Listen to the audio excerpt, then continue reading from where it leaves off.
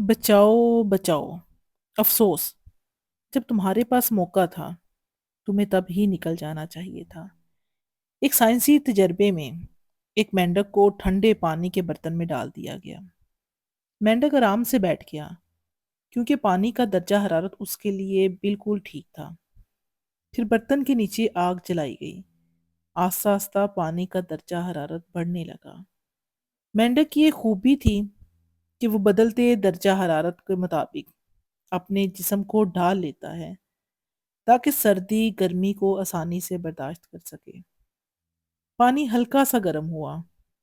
मेंढक ने इसे महसूस किया, लेकिन वो घबराया नहीं।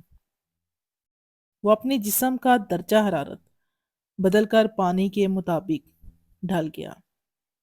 उसे लगा कि इतनी सी गर्मी से क्या होगा, मैं संभाल लूंगा। पानी मजीद गर्म होता गया।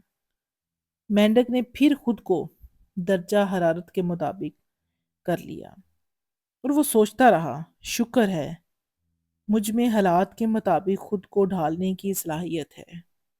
कोई और होता तो वो मर ही जाता।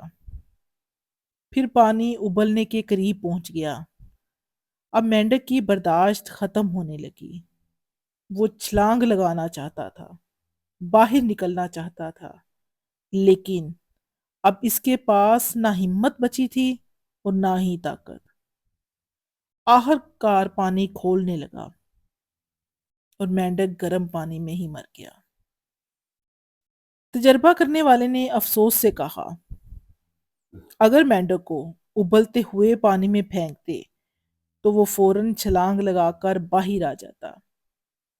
लेकिन आस्ता आस्ता बदलती हुई तकलीफ ने उसे मौत तक पहुंचा दिया। वो माहौल के मुताबिक खुद को ढालने में लगा रहा, यहाँ तक कि हालात इसके बर्दाश्त से बाहर हो गए और वो समझ ही ना पाया कि कब भागना है। ये कहानी हमें ये बताती है कि कुछ हालात, रिश्ते, नौकरियां या माहौल हमें एकदम से नुकसान नहीं पहुंचाते, बल्कि आस्ता आस्ता हमें खोखला कर देते हैं कि हमें तब्दीली का एहसास भी नहीं होता और हम हर मुश्किल को कहते हैं चलने दो, अभी ठीक हो जाएगा, समझकर बर्दाश्त करते रहते हैं। और फिर जब तक हम खतरे का अंदाजा होता है तब तक छलांग लगाने की ना हिम्मत होती है, ना ताकत बाकी रहती है।